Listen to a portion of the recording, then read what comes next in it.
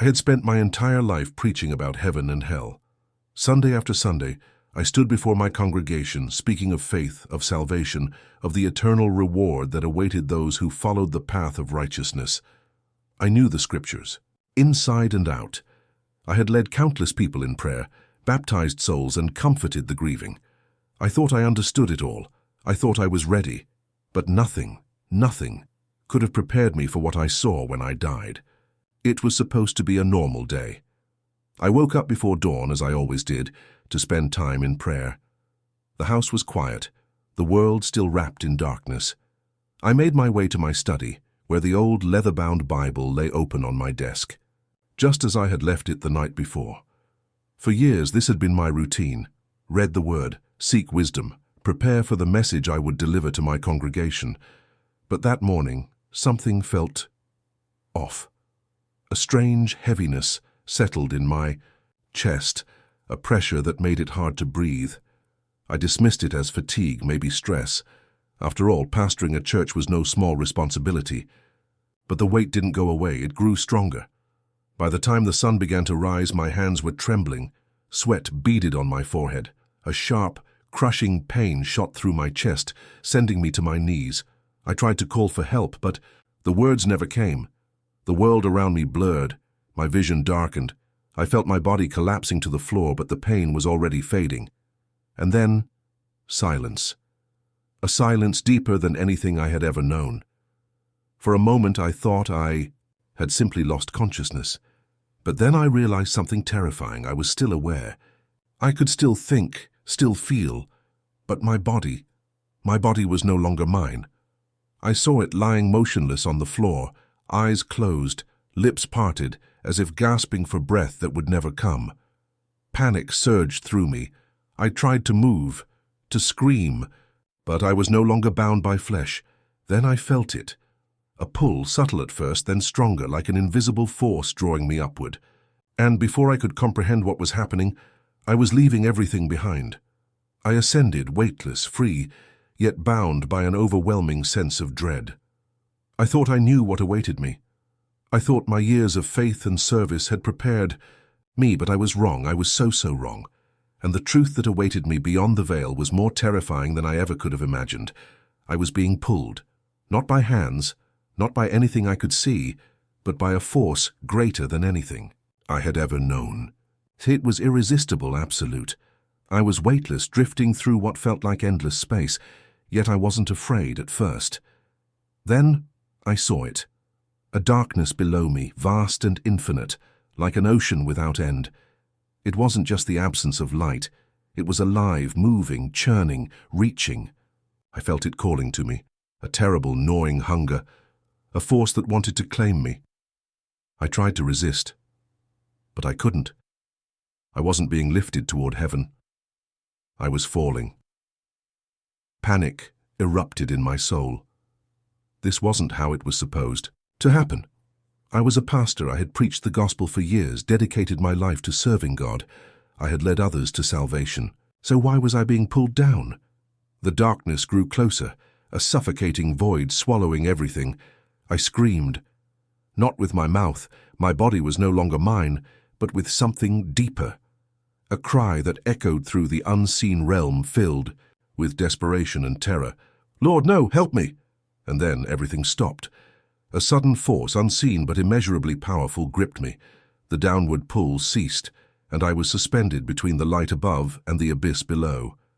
And that's when I felt it. A presence so vast, so overwhelming that I couldn't comprehend it. It was like standing before a great mountain, immovable, infinite, beyond anything I had ever imagined. Yet it wasn't just vast, it was personal. It knew me, every thought I had ever had, every hidden doubt, every word I had spoken when no one was listening, every secret corner of my heart that I had ignored or justified. And in that instant I realized something horrifying. I had spent my entire life preaching about God, but I had never truly known Him. Memories flooded my mind.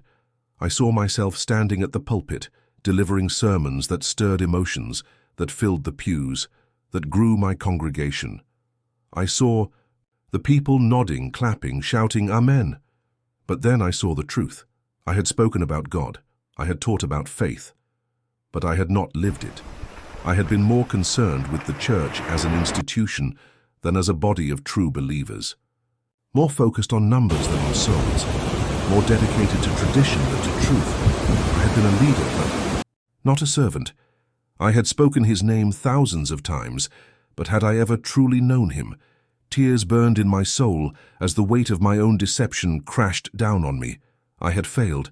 I had failed not just myself, but the people I had led. How many had followed me thinking they were on the right path, only to be just as lost as I was? I wept.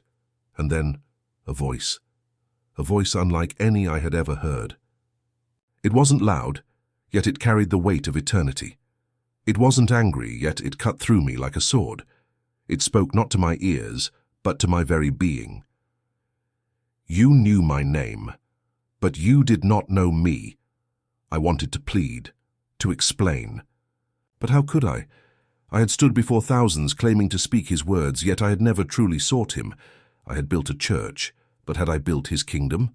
I had preached salvation, but had I ever truly been saved?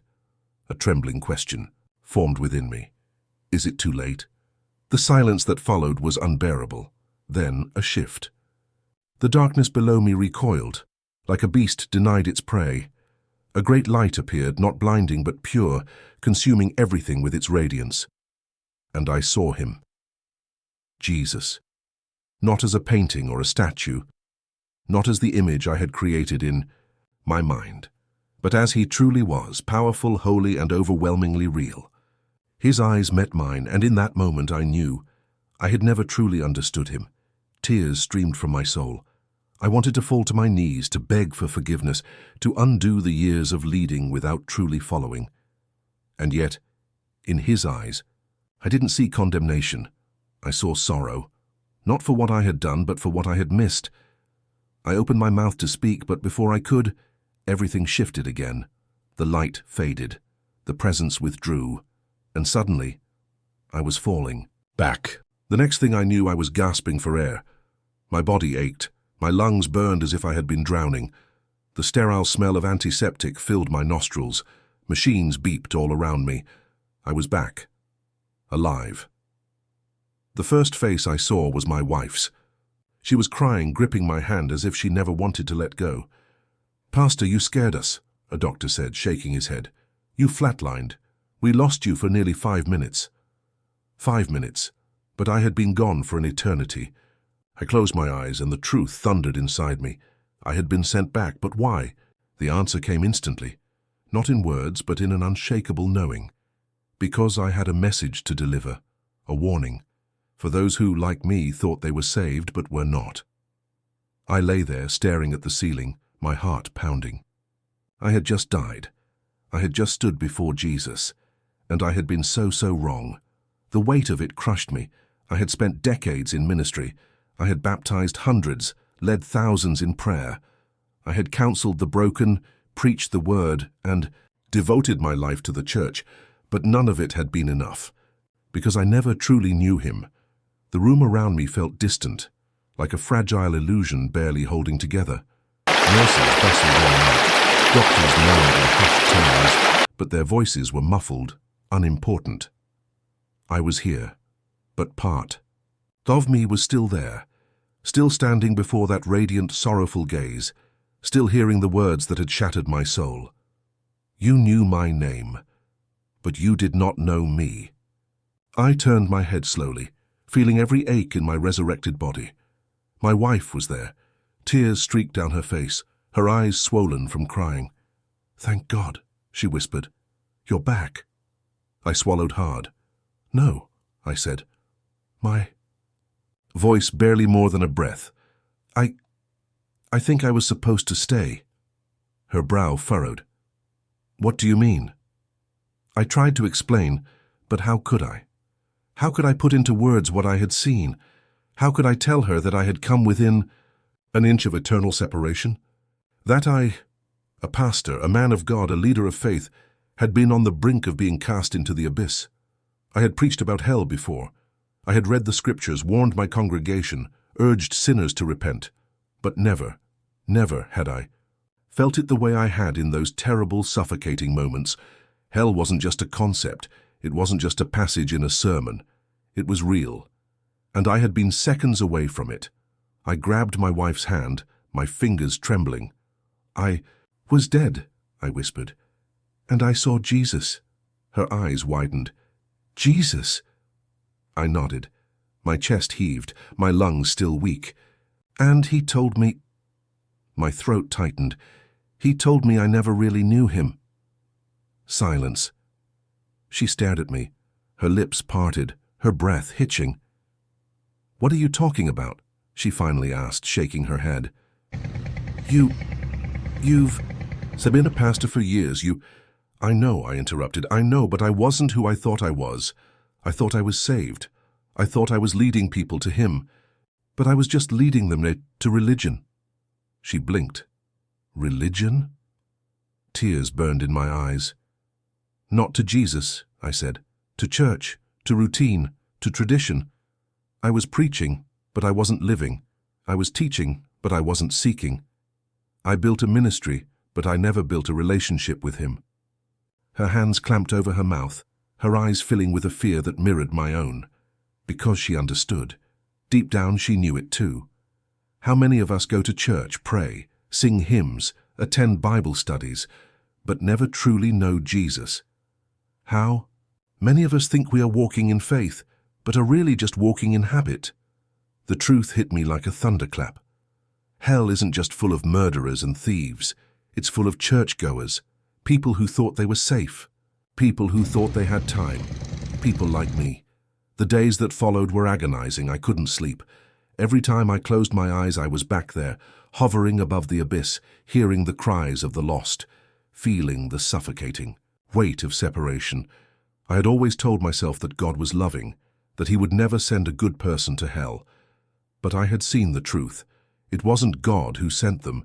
It was their own choices, their own refusal to truly seek him.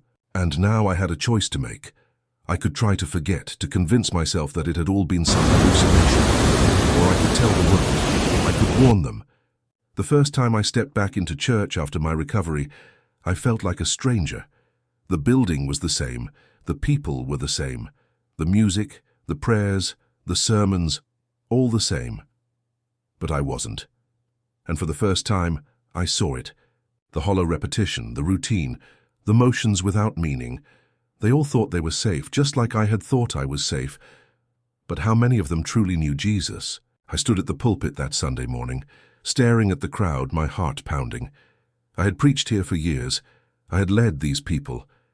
But had I led them astray? A lump formed in my throat. I had to tell them, even if they didn't. Believe me, even if they called me crazy, even if it meant losing everything, I had to speak. I took a deep breath, and then I told them everything. Some wept. Some bowed their heads in shame, their hands trembling as realization dawned on them. But others laughed. They whispered among themselves. They shook their heads. Some even walked out. I had expected it. I had seen it before, on the faces of those who were shown the truth too late. The prideful, the self-righteous, the ones who refused to believe that they could be wrong. And in that moment I understood something. It wasn't my job to make them believe. It was only my job to tell them, to give them the same chance. I had been given. And so I did. I don't know what you believe. Maybe you go to church every Sunday, maybe you read the Bible, maybe you pray before every meal. But let me ask you this. Do you know Jesus? Not the idea of him, not the routine of faith, but him, because one day you will stand before him. And I pray that when that moment comes, he won't say to you the words he said to me, "You knew my name, but you did not know me." Wake up, seek him, while you still can. It's been months since that day, since I died, since I stood at the edge of eternity and saw the truth that so many refuse to see. I was given a second chance, a chance to turn back, a chance to warn others. And that's why I'm telling you this now. Because you still have time. I don't know where you stand in your faith. Maybe you're a lifelong believer. Maybe you grew up in church. Maybe you've always thought you were safe. But I need you to ask yourself something right now, not later, not when it's convenient. Right now. If you died tonight, if your heart stopped in the next breath, would you truly be ready to stand before him? Would he look at you and say, "Well done, my good and faithful servant," or would he say, "You knew my name, but you did not know me"? Don't wait to find out. Don't assume you have time. I thought I had time. I was a pastor, a man of God. I led a church, and still I was almost lost. Do not mistake religion for relationship. Do not mistake knowledge for knowing, because the truth is simple. Only Jesus saves. Not the church, not good deeds, not belief in the idea of him, only knowing him, personally, intimately, truly. I was given a message, and now I give it to you. Wake up. Seek him while you still can. Now I ask you, where do you stand? Leave a comment below. Have you ever questioned your faith? Let's talk. Share this message. Someone out there needs to hear it. Subscribe for more stories that will change the way you see life.